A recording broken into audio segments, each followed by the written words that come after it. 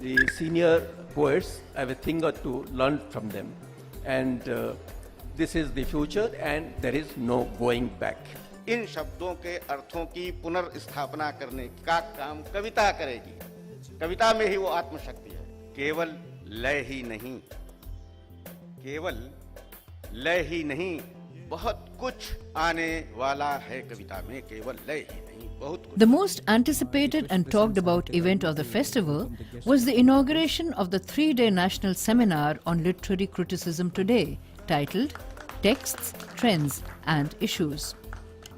The program was formally inaugurated by eminent Hindi critic Professor Namwar Singh.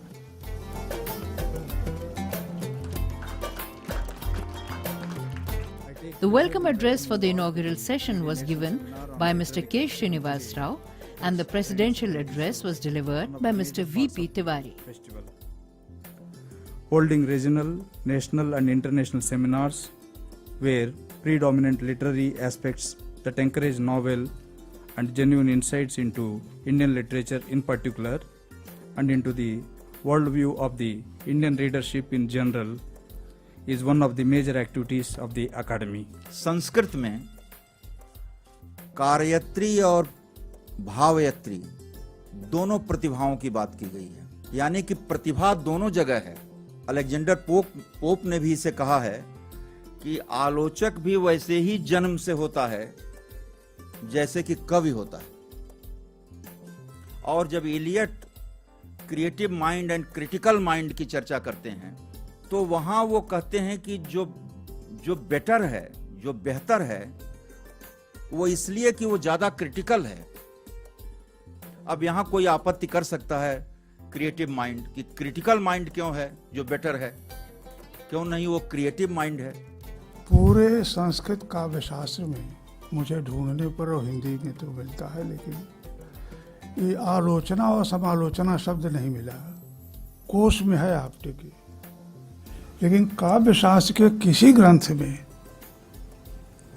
सहृदय तो है, लेकिन राधा वल्लभ जी बैठे हुए संस्कृत के विद्वान सारे हैं।